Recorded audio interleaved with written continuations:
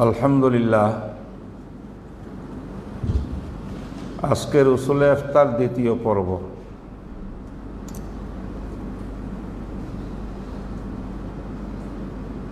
আমাদের মূল আলোচনা কিন্তু ভুলে গেলে চলবে না। আমাদের মূল আলোচনা হইল ফিকহুল ইসলামী কি জিনিস, তাখাসসুস ফিল ফিকহিল ইসলামী। আমি গত সবকের মধ্যে ফিকহুল ইসলামের ইতিহাস বলতে গিয়ে এতটুকু বলেছিলাম যে রাসূলুল্লাহ সাল্লাল্লাহু আলাইহি ওয়াসাল্লাম নিজে ইজতিহাদ করে অনেক সিদ্ধান্ত তিনি দিয়েছেন। অনেক মানুষ জানে না যে রাসূল ইজতিহাদ করছেন, কারণ রাসূল সাহেবে ওহী, ওনার উপরে ওহী আসবে, ডাইরেক্ট আল্লাহ বলবেন, হুজুর আমল করবেন, সেটা উম্মতকে বলবেন। ইজতিহাদ আসলো করতে, এটাকে ক্লিয়ার করার জন্য আজকে কিছু কথা বলবো। আমার এই কথাগুলোর মূল সম্পর্ক হইল ফিকহুল ইসলামী, ফিকহ, কোরআন হাদিস থেকে মাসলা উদ্ভাবন করে বলা, কিয়াস করি বলা, মাসলা ইস্তেমবাদ করা, যার নাম ফিকহ, আমার নবীজি স্বয়ং নিজে করেছেন। এটা প্রথম দাবি। নবী আলাইহিস সালাতু ওয়াস সালামের জীবদ্দশায় সাহাবা একরামও করছেন। খুব ভালো করে শোনো, মনোযোগ সহকারে। তো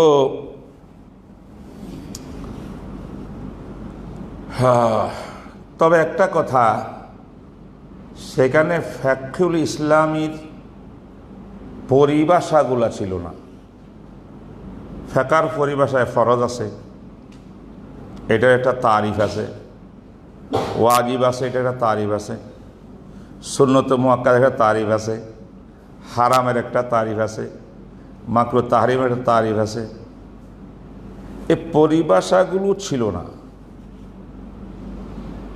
কথা বুঝে আসছে? ফিকহ ছিল। আর নবীজি দুনিয়ার থেকে চলে যাওয়ার পরে সাহাবাদের জমানায়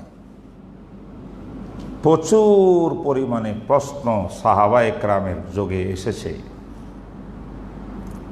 ইসলাম বিস্তার করেছে, 9.5 লক্ষ বর্গমাইল দুনিয়াতে কালমা বিস্তার করে রাসূল দুনিয়াতে বিদায় নিয়েছেন। আবু বকর সিদ্দিক রাদিয়াল্লাহু তাআলা খলিফাতুল মুসলিমিন হয়েছেন।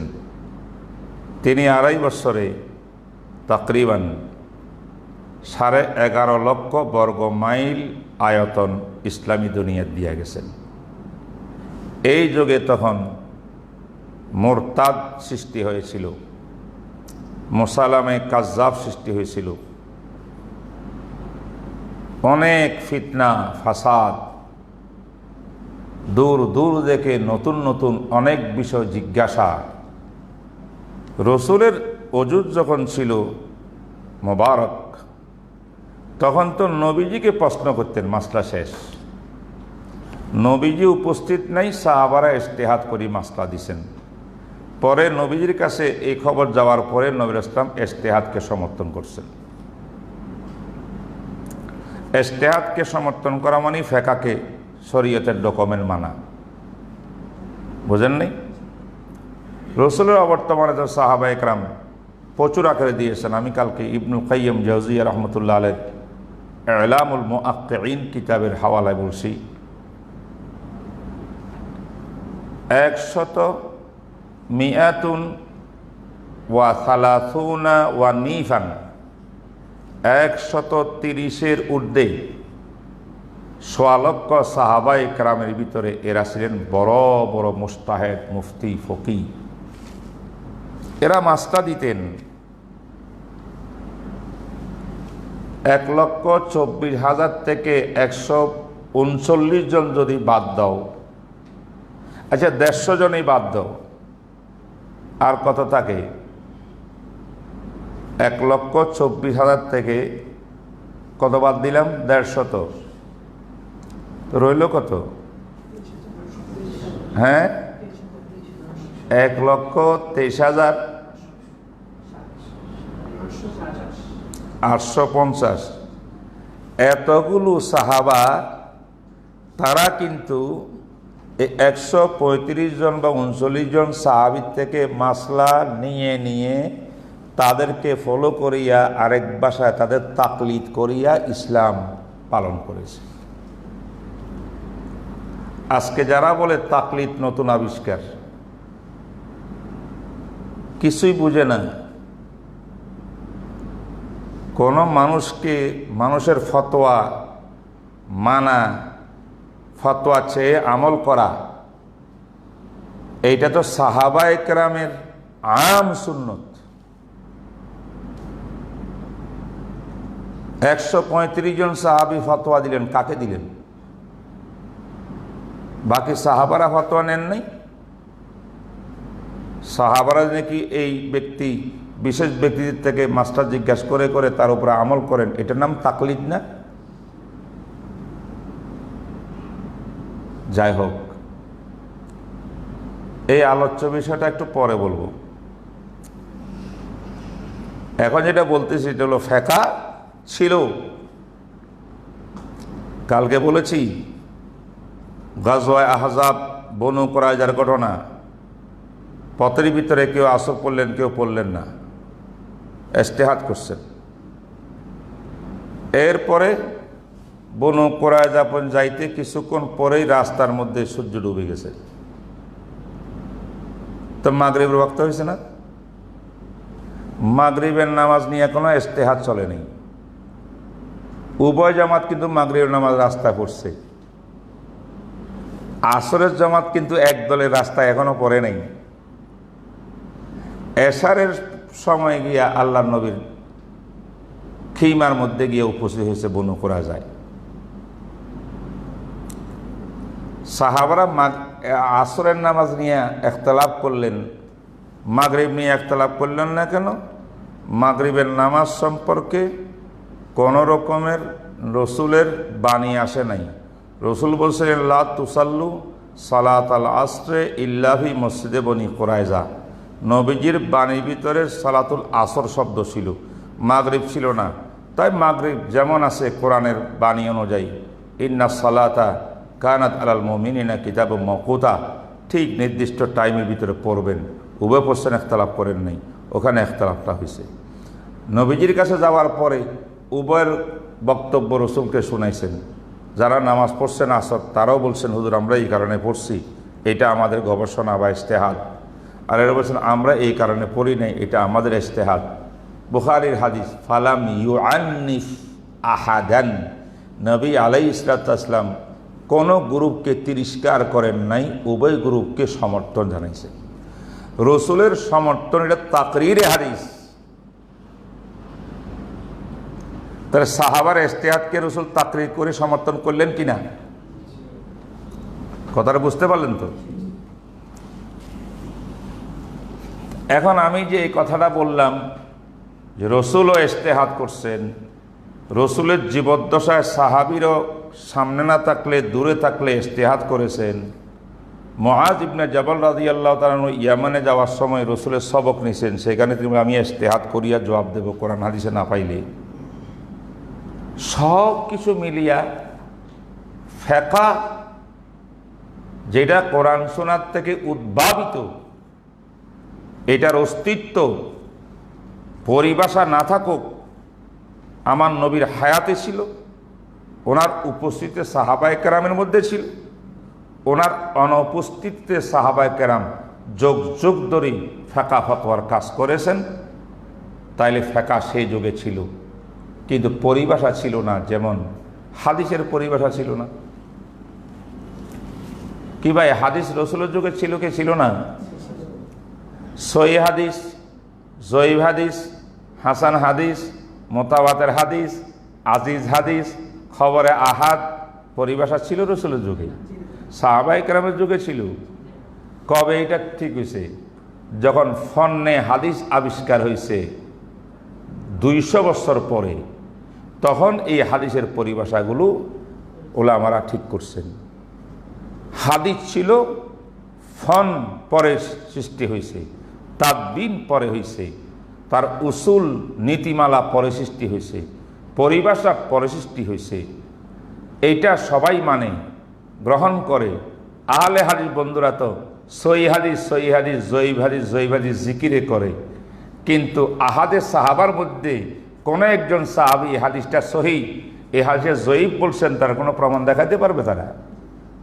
সেখানে মানতে কোনো অসুবিধা কি নাই। ফেকার ক্ষেত্রে যে আমরা বলি, ফেকাও হাদিসের মতো রসুলের যুগে ছিল, সাহাবার যুগে ছিল, পরিভাষাটা পরে ফকিরা ঠিক করছে, এটা ফরজ, এটা ওয়াজিব, এটা সুন্নত, এটা মাকরুহ তাহরিমি। এখন বলেন না এগুলো তো পরের আবিষ্কার। এটা যে পরের আবিষ্কার হয়, তাহলে হাদিসের ফন্নে হাদিস এটাও তো পরের আবিষ্কার। ওইখানে মানা হইল, এখানে মানা হবে না কেন? আর এখানে মানা না হইলে হাদিস মানা হবে কেন? বুঝেন নাই কথাটা? আমরা এই পর্যন্ত স্টেশনে আসলাম ফেকুল ইসলামের উপরে। এখানে এবার মাঝখান দিয়ে একটা বিষয় কালকে ওয়াদা করেছিলাম আমি আলোচনা করব, সেটা হলো রসুলের ইজতিহাদ আবার কি জিনিস। ইজতিহাদ করলে তো ভুল ভ্রান্তি হবে। রসুল মাসুম নিষ্পাপ কেমন করে হলেন? কোরআনের ভিতরে আছে না সূরা নূন কালামের মধ্যে, ওয়ামা ইয়ানতিকু আনিল হাওয়া ইন হুয়া ইল্লা ওয়াহয়ুন ইউহা। রাসূলুল্লাহ সাল্লাল্লাহু আলাইহি ওয়াসাল্লাম নিজের পক্ষ থেকে কোনো নতক কথা বলেন না, যাহা বলেন সব কিছু ওহীর মাধ্যমে আসার পরে বলেন, মানে ওহীর মাধ্যমে বলেন। আছে না নেই?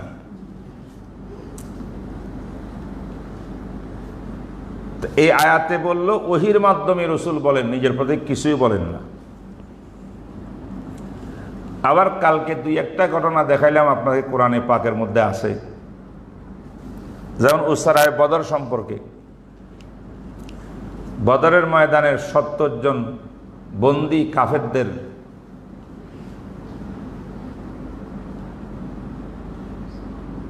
ব্যাপারে নবী আসলাম সাহাবায়ে কেরামের সাথে পরামর্শ করছেন। সাহাবার মধ্যে দুইটা ফরিক হয়েছে। অধিকাংশ সাহাবী হয়তো ওমরের সাথে, প্রত্যেক কয়েদিকে আপন আপন আত্মীয়র হাতে তুলে দেন, প্রত্যেকটি আত্মীয় তার নিজের আত্মীয়কে নিজের তলোয়ার দিয়ে হত্যা করবে, করিয়া বিশ্বকে দেখাবে যে রক্তের বন্ধন বড় নয়, ইসলামের বন্ধন, ইমানের বন্ধন বড়। আবু বকর সিদ্দিক রাদিয়াল্লাহু তাআলা আনহু এখানে দ্বিমত পোষণ করলেন, হুজুর ইসলাম এখনো নতুন, মাত্র বদরের একটা যুদ্ধ তো হইল, বদরের যুদ্ধের আগে যেগুলা হয়েছে এখানে তো মোকাবেলা হয় নাই, যুদ্ধ হয় নাই।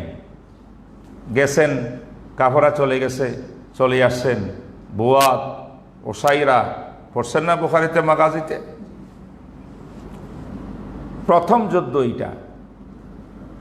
এখানে যারা গ্রেপ্তার হয়েছে তাদেরকে হত্যা না করিয়া রেহাই করে দিলে ভালো, প্রয়োজনে কিছু মুক্তিপণ গ্রহণ করে ছাড়ি দেন, হতে পারে এরাই মুসলমান হইয়া একদিন আসবে। রহমতুল লিল আলামিন হয়তো আবু বকর সিদ্দিকের পরামর্শ মানলেন। হ্যাঁ, মানিয়া সিদ্ধান্ত দিলেন। আবার মনে করো ওই আয়াতে আছে ওয়ামা ইয়ানতিকু আনিল হাওয়া, ওহী সারা রসুল কিছু বলেন না, করেন না। এইখানে নবীজি মুক্তিপণ নিয়ে ছেড়ে দিলেন, এটাকে ফিদিয়া বলা হয়, ইম্মা মান্নান বাদ ওয়া ইম্মা ফিদা। সিদ্ধান্ত দেওয়ার পরে, ছেড়ে দেওয়ার পরে আল্লাহ পাক এই আয়াত নাযিল করলেন সূরাতুল আনফালের, মা কানা লিনাবিয়্যিন আন ইয়াকুনা লাহু আসরা হাত্তা ইউসখিনা ফিল আরদ।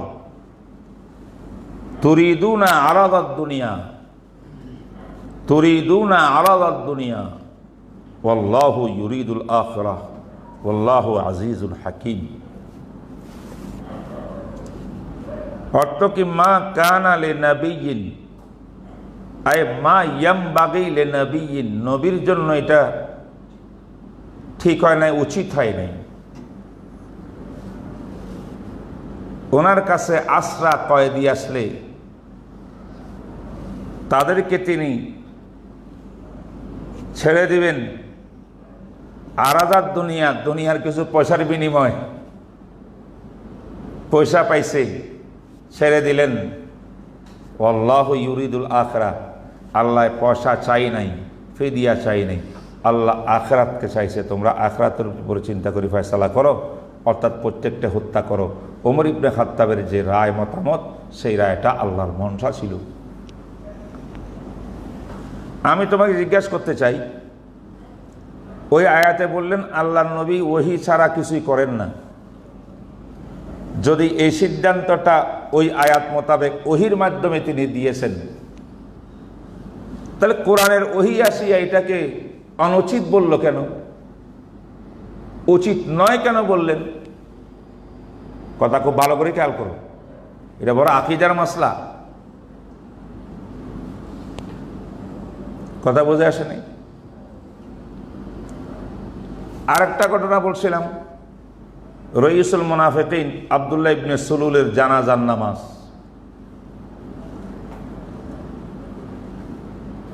মৃত্যুর বিছনায় শুইয়া কাতরাইতে কাতরাইতে ছেলে আব্দুল্লাহকে ডাকে, ছেলের নামও আব্দুল্লাহ। খালেস মোমেন্ট, বাবা আমার শেষ অবস্থা, তুমি একটু নবীজির কাছে যাও না, আমার সালাম দাও না, আমার একটা দরখাস্ত নিয়ে যাও। কি দরখাস্ত? আমি যদি মারা যাই আমার জানাজাটা যেন নবীজি পড়ান। ছেলেকে বলতেছে পিতা, ছেলে বলে কি আব্বা, পুরা জীবন তো কাটাইছেন নবীর বিরোধিতা করতে করতে, নবীর বিরুদ্ধে যা করছেন আপনার মতো আর মদিনায় কেউ করেনি। আপনি রইসুল মুনাফিকিন খেতাব পাইছেন। আজকে মৃত্যুর সময় কিভাবে আপনি আশা করতে পারেন যে আল্লাহর নবী আপনার মতো এমন লোকের জানাজা পড়াবে? আসি কথা ঠিক করছে না বেঠিক করছে? পাক্কা মোমেন বাপরে কি বলে দেখো, নিজের পিতাকে বলতেছে এটা। রইসুল মুনাফিকিন, মুনাফিক করার জন্য তো একটু ব্রেইন মাথা লাগে। বেকুব মানুষে মুনাফিক করতে পারে না, ধরা খায়, ঠিক না? ইবনে সুলুল তো অনেক চালাক। সে কি মানতেক দিল জানো যুক্তিটা? যুক্তি হলো, বাবা তুমি আমি কি কি অপরাধ করছি, রসুলের বিরুদ্ধে কি কি ষড়যন্ত্র করেছি, এইগুলার দিকে তাকাইয়া তুমি আমার দরখাস্ত নিয়ে নবীর কাছে যেতে চাচ্ছ না। তোমার উচিত আমার দিকে, আমার অপরাধ দিকে না তাকাইয়া তো আমার আর তোমার নবীর রহমতার দয়ার দিকে তাকাইয়া তুমি তো যেতে পারতা। বুঝো না এই কথাটা? আজীব কথা। এবার ছেলে রাজি হয়েছে, কথা তো ঠিক। আমার নবী তো জানের দুশ্মন, যে হত্যা করতে আসছে তাকে পর্যন্ত বুকের মধ্যে জড়ায় রেখেছে। সেই নবী আমার আব্বাকে তো মাফ করে দিতে পারে। তাড়াতাড়ি গেছে দরখাস্ত দেয়া। নবী আলাইহিস সালাম দরখাস্ত মঞ্জুর, খবর দিবা আমি আসতেছি জানাজা পড়াবো। আরেকটা দরখাস্ত করছে, কি? কাফনের কাপড়টা আপনার জামা দিয়ে দিতে। এটাও মঞ্জুর। কারণ একদিন তার জামা নবীজির কাজে লাগছিল। আব্বাস যখন গ্রেপ্তার হয়েছে, চাচা আব্বাসের জামা কাপড় ছিঁড়ে গেছে, চাইছিল যে একটা জামা দো আমার চাচাকে দিই। কারো জামা গায়ে লাগে না। আব্বাসও বড় লম্বা চোড়া, তখন ইবনে সলুলের এই মুনাফেকের জামাটা কাজে লাগছিল, এটা দিয়া ইবনে আব্বাসকে ইয়ে করছেন। তো নবী ইসলাম প্রস্তাব দেওয়ার সঙ্গে সঙ্গে কবুল করছেন যে দুনিয়ার ভিতরে তো মুহাম্মদ রাসূলুল্লাহ সাল্লাল্লাহু আলাইহি ওয়াসাল্লাম কারোর কোনো অবদান নিয়ে উনি কবরে যেতে চান না। যত মানুষের অবদান নবীর উপরে আছে সব অবদানের বিনিময় দুনিয়াতে সব ফিনিশ করে দিয়ে উনি কবরে যাবেন। এই জন্য জামা দিতে রাজি হলেন। খায়ের বুখারী শরীফের মধ্যে আছে, সব কিতাবের মধ্যে আছে ঘটনা, এগুলো আমি বলতে চাই না, কথা লম্বা হয়ে যাবে। জরুরি কথা আমার সামনে আছে। পর নবীজি জানাজা পড়লেন, আবার জামাও দিলেন, ঠিক না বেঠিক? ওমর কিন্তু রাস্তা দাঁড়াইছিল, হুজুর যেতে পারবেন না। মুনাফিকের জানাজা আপনি পড়বেন, বিশ্ব কি বুঝবে যে আপনি মুনাফিককে ভালোবাসেন? নেফাক এটা খুব ভালো জিনিস, এই হবে। আল্লাহ বলছে মুনাফিকদের জন্য আপনি ইস্তেগফারও করিয়েন না। নবীজি মানে না, কয় না আমি যাব। আল্লাহ বলছেন 70 বার ইস্তেগফার করলেও মাফ করব না, আমি 70 বারের বেশি পরিমাণ করব, দেখি আল্লাহ মাফ করে কিনা। তিনি তো রহমানুর রহিম।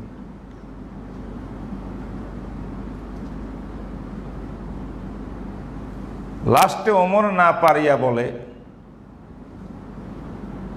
আচ্ছা হুজুর বলেন তো, এই ইবনে সলুলে আপনার জীবন সঙ্গিনী আয়েশা সিদ্দিকা রাদিয়াল্লাহু তাআলা আনহার ইজ্জতের উপরে সে কালিমা লেপন করেছিল, দাগ দিয়েছিল, বদনাম করেছিল। আপনি যদি আজকে তার জানাজা পড়ান, আর কিছু হোক না হোক আম্মা আয়েশার অবস্থাটা কি হবে? ওনাকে আপনি কিভাবে মানাবেন? রাসূল বলছেন, ওমর ছাড়ো, আমি নবী, আমাকে আমারটা করতে দাও। গেছেন জানাজা পড়াইছেন, সব পড়াইছেন। যতক্ষণ নামাজ পড়াইছেন অতক্ষণ পর্যন্ত কিন্তু কোনো ওহী নাজিল হয়নি। নামাজ পড়া শেষ, চলে আসছেন, তখনই ওহী নাজিল হলো, ওয়ালা তুসাল্লি আলা আহাদিম মিনকুম মাতা আবাদা ওয়ালা তাকুম আলা কবরিহি। রসুলের এই জানাজা পড়া, এই ফেলটা, আমলটা, এইটাও তো ওহী হওয়ার কথা। ওয়ামা ইয়ানতিকু আনিল হাওয়া ইন হুয়া ইল্লা ওয়াহয়ু ইউহা। তাহলে এইটাও অনুচিত হইল কেন?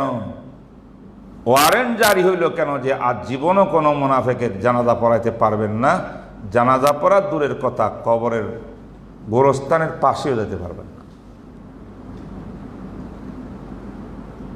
বলো, এই দুই আয়াতের মধ্যে আমাদের সাংঘর্ষিক মনে হচ্ছে কিনা? বুঝে আসতেছে না। কালকে এটাই বলছিলাম, মাওলানা মওদুদী সাহেব ওর বুঝে আসেনি। তোমরা বুঝবা কোত্থেকে? মাওলানা মওদুদী সাহেব তো বুঝেনি। মাওলানা মওদুদী সাহেব দেখছে ওইখানে আয়াত ওটা থাকলেও জায়গায় জায়গায় এইভাবে এত বড় বড় ঘটনা আল্লাহ ওহী নাজিল করিয়া কোরআনের মাধ্যমে হুজুরকে তাম্বি করতেছেন, হুজুরের ভুল ধরতেছেন, হুজুরকে সাবধান করতেছেন, সতর্ক করতেছেন, অনুচিত বলতেছেন, মধুর সুরে ধমক দিচ্ছেন, মা কানা লিনাবিয়্যিন। তাহলে আম্বিয়া কেরাম নিষ্পাপ হবে?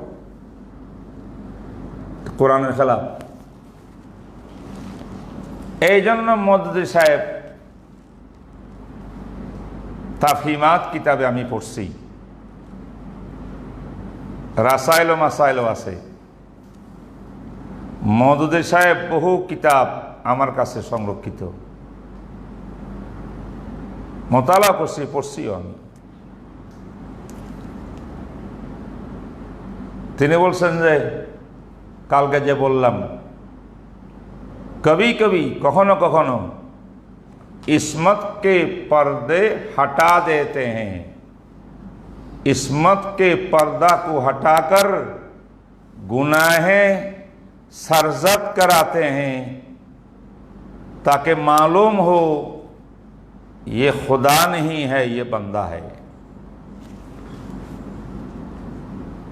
আমার কথাটা আজকে যারা শুনতেছে, অনেক ভাই মওদুদী সাহেবের আশেকও থাকতে পারে।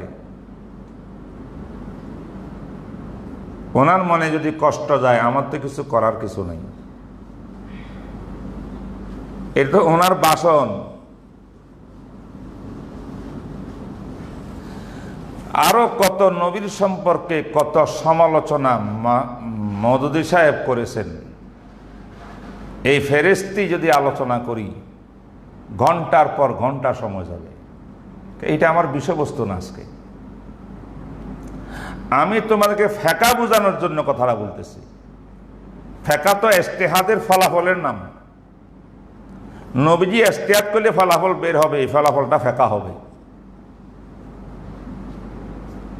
এইটা বোঝানোর জন্য আমি কথাগুলো উঠাইছি। অনেক ভাই মনে করতেছেন হুজুর পরাদে হুসুলে আফতার, সেখানে মওদুদের কথা কেন আসলো? ওনারা কোনো কাম নাই, খালি মওদুদের বিরুদ্ধে কথা বলতেছে, আপনারাই ভালো। এই সেই অনেক আলোচনা সমালোচনা হয়ে থাকে। আল্লাহর কসম, কারোকে ছোট করার জন্য নয়, কারোর সমালোচনা করার জন্য নয়। এর মধ্যে কোনো মজাও নাই, কোনো ফায়দাও নাই। লেকিন উম্মতের আকীদা দুরুস্ত রাখা, সঠিক রাখা, সঠিক আকীদার বিশ্লেষণ করা, আকীদার উপরে উম্মতকে তুলে আনা, এটা ওয়ারাসাতুল আম্বিয়া হাক্কানি উলামায়ে কেরামের ঈমানি দায়িত্ব।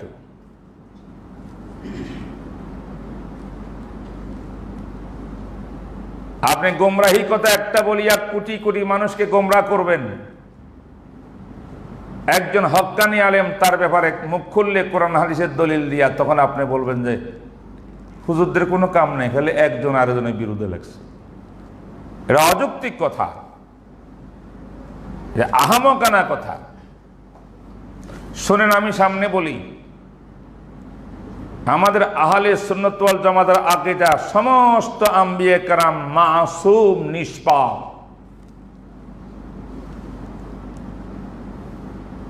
কাবলার নবুয়ত নিষ্পাপ, নবী হওয়ার আগেও নিষ্পাপ।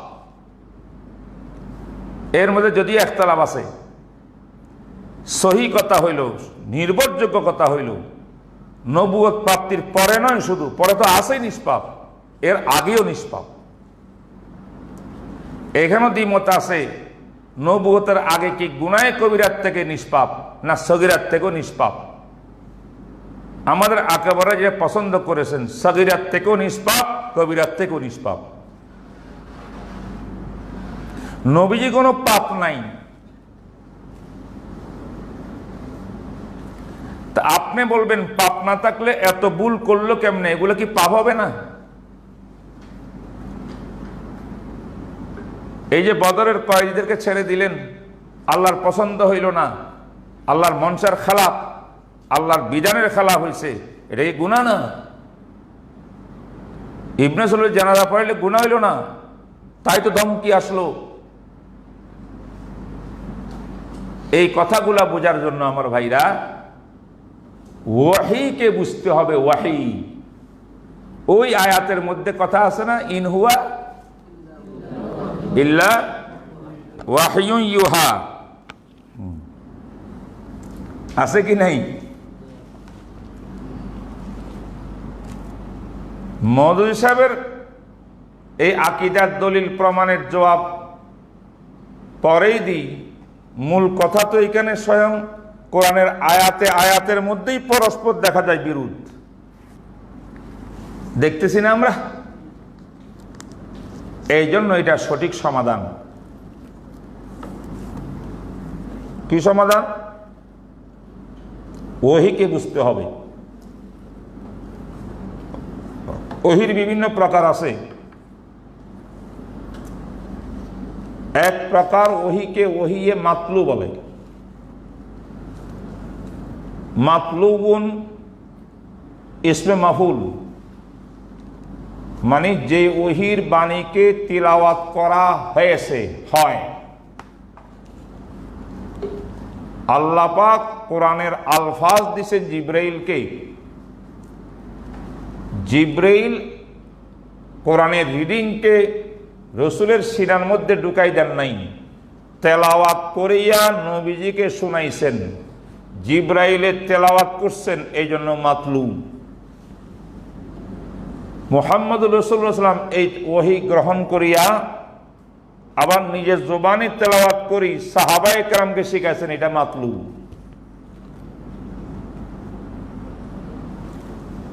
এই ওহির মধ্যে জিব্রাইলের কোনো হস্তক্ষেপ নাই, নবীজির কোনো হস্তক্ষেপ নাই। আল্লাহ পাক ডাইরেক্ট এবারত, রিডিং, আলফাজ, শব্দ, বাক্য সহ নাজিল করেছেন। শুধু এটা বাহক হইয়া জিব্রাইল আসছে, নবীজি কলামের মধ্যে এটা বহন করেছেন। এই ওহির মধ্যে নবীজিরও কোনো হস্তক্ষেপ নাই, জিব্রাইলেরও কোনো হস্তক্ষেপ নাই। এই ওহিটাকে ওহিয়ে মাতলু বলা হয়, এটার নাম কোরআন। সবচেয়ে মজবুত ওহি এটা।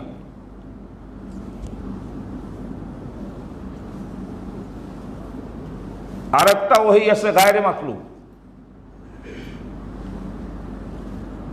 ওটা মাতলু না, এটা তেলাওয়াত করার প্রশ্ন না, এটা বুঝার প্রশ্ন, মানার প্রশ্ন, এটার ব্যাখ্যার প্রশ্ন। এই গায়রে মাতলু ওহিকে হাদিসুন নাবাবী বলা হয়। কি বলা হয়? বা ওহির প্রকারে গিয়া ওহিয়ে গায়রে মাতলু, এটা পরিভাষাটা সুন্দর হবে। ওহিয়ে, যে ওহিটা গায়রে মাতলুবুন, ওই আগের ওহির মতো তেলাওয়াতকৃত না।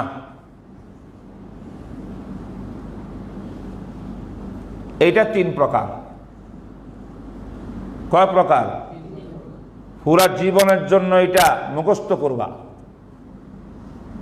তুমি যে ক্লাসের জমাতে ছাত্র হও না কেন,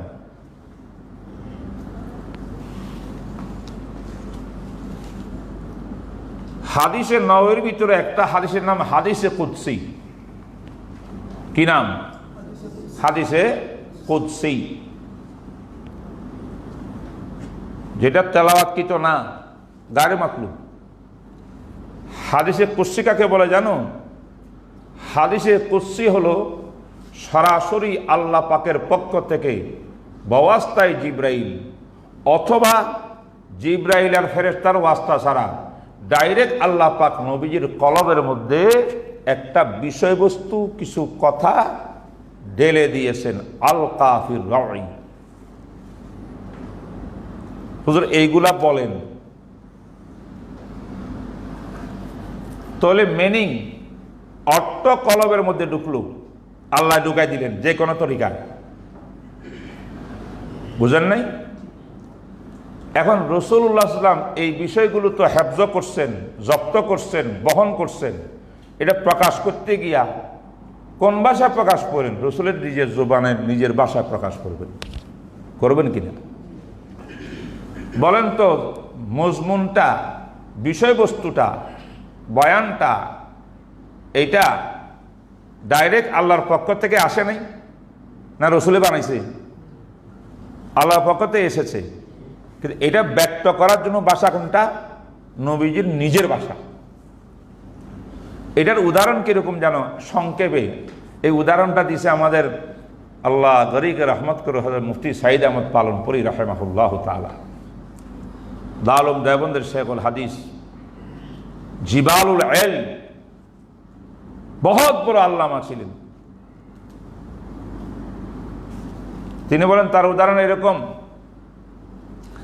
আমি মিজান, আমি একটা বই লিখেছি বাংলা ভাষায়,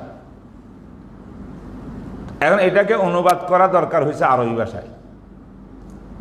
আমি একজন ভালো ছেলেকে, আরবি ভালো জানে, তাকে ডাকি বললাম যে আমার এই বইটা তুমি অনুবাদ করে দাও। কি করে দাও? এখন সে অনুবাদ করবে কোন ভাষায়? বা ইংলিশ ভাষায়, আরবি ভাষায়, যে কোনো ভাষায়। সে যখন অনুবাদ করবে, শব্দগুলো অনুবাদের তার হবে না? কথা কয় না? আমি কি আরবিতে লিখছি না বাংলাতে লিখছি? তো আপনি যেটাকে আরবিতে লিখবেন, এই হরফ ওয়ার্ডগুলো এগুলো আমার না আপনার? কথা কয় না, যে অনুবাদ করবে তার। সে কি কোনো পরিবর্তন করতে পারবে? কথার কথা আমি আমার বইয়ের উপরে লিখেছি, আমি মুফতি মিজানুর রহমান সাইদ বলছি, আমি অত্যন্ত জাতির ক্রান্তি লগ্নে বিশেষ প্রয়োজন মনে করিয়া মানব জাতির কল্যাণে এই বইটি আমি লিখলাম। সেইটা অনুবাদ করতে গিয়া লিখবে আমি মুফতি মিজানুর লিখবো না? সে যদি বলে যে কিরে আমি তো মুফতি মিজানুর রহমান না, আমি এটা কেমনে আরবিতে লিখবো? আমি লিখে দিই, আমার নামটা লিখে দিই, হবে? হাদিসে কুদসি হইল আল্লাহর পক্ষ থেকে মাজামিন বিষয়বস্তু এসেছে নবীজির কলবে মুবারকের মধ্যে, এইটাকে অনুবাদকের মতো রসুল নিজের ভাষা দিয়ে এটা ব্যক্ত করছে, এটার নাম হাদিসে কুদসি। কথা বুঝে আসছে? তোমরা আশ্চর্য যাইবা, আজকে একটা চমৎকার কথা বুঝালো। হাদিসে কুদসি বাদ দিলে আর একটা হাদিস আছে হাদিসে নববী। হাদিসের নববী কাকে বলে? হাদিসের নববী দুই ভাগে বিভক্ত। গায়ের মাত্র 3 ভাগ কইছি না, 3 প্রকার। এক প্রকার আলোচনা গেল হাদিসে কুদসি, এটা গেল। আরো 2 প্রকার হইল কিনা? একটার নাম ওহিয়ে তাওকীফি, বলো। আর একটার নাম ওহিয়ে তাওফীকি। তাওকীফ কাপ আগে, ফা পরে। আর একটা তাওফীক, ফা আগে কাপ পরে। এই বুঝে আসছে? ওহিয়ে তাওকীফি অথবা ওহিয়ে তাওফীকি। তাওফিক বুঝো না? আল্লাহ তোমার তাওফিক দাও, এটা তাওফীকি। তাওকীফ কোনটা? হাযা মাওকুফুন আলা নুজুলিল ওয়াহী। এমন একটা বিধান আল্লাহর পক্ষ থেকে নবীর কাছে আসলে নবী বয়ান করেন, না আসলে বয়ান নেই। রসুল হয়তো জানেনও না। এটার নাম ওহিয়ে তাওকীফি। ওহি আসবে আগে, বয়ান করবেন, ব্যক্ত করবেন পরে। কথা বুঝে নাই? এটার নাম কি? ওহিয়ে তাওকীফি।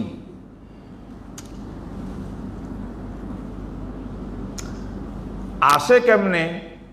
এটার বিভিন্ন কাহিনী আছে, উলুমুল কোরআনের ভিতরে বিস্তারিত লেখা আছে। কোন সময় মানুষে প্রশ্ন করে, ইয়াসআলুনাকা আনিল আনফাল, এবার আয়াত নাজিল হয়, ওহী নাজিল হয়। যদি এটা কোরআনের ওহী, এরকম অনেক প্রশ্ন, অনেক পরিস্থিতি, ঘটনা এমন সৃষ্টি হয়, আল্লাহ পাক ওহীর মাধ্যমে এটা সমাধান রসুলের মাধ্যমে করান। ওহী আসে, রসুল তারপরে সমাধান করেন। এটা হাদিসে নববীর দ্বিতীয় প্রকার, এটার নাম তাওকীফুন। ইয়ানি হাযাল ওয়াহয়ু মাওকুফুন আলা নুজুলিন মিন ইনদিল্লাহি সুবহানাহু ওয়া তাআলা। আল্লাহ আগে নাজিল করবেন, করলে নবীজি বলবেন, না হলে বলার কোনো উপায় নেই।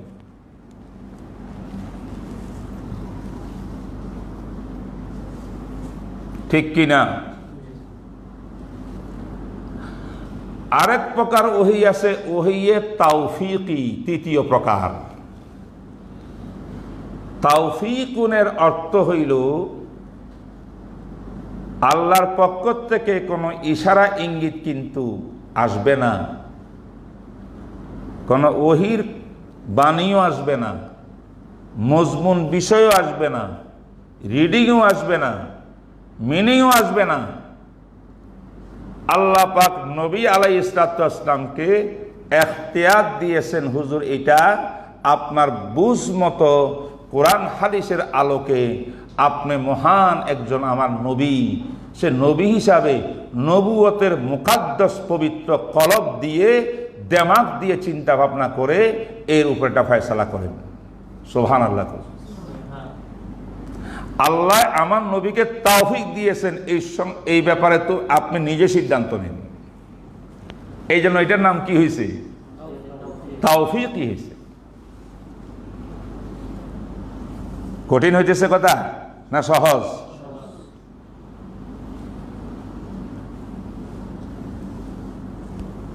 তো এই তৃতীয় প্রকারটা আমি একটু পরে বলবো, আগে তোমাদেরকে বুঝাই দিই দ্বিতীয় প্রকার আর প্রথম প্রকারের ভিতরে ব্যবধান কোথায়। হাদিসে কুদসির মধ্যে তো আল্লাহর পক্ষ থেকে মজমুন আসে, নবী নিজের ভাষায় বলে, ঠিক না বেঠিক? দ্বিতীয় প্রকার যেটা ওইয়ে তাওকীফি, এখানে তো আল্লাহর পক্ষ থেকে একটা বাপ মজমুন বিষয়বস্তু কলবে ওয়ারেদ হয়, নবীজি নিজের ভাষায় ব্যক্ত করেন। দুইটা এক কথা হইল না? কথা বলো না কেন? এক হইল কিনা? হ্যাঁ, তাইলে পার্থক্য কোথায়? আমি তো প্রকার তিনটা বানাইলাম।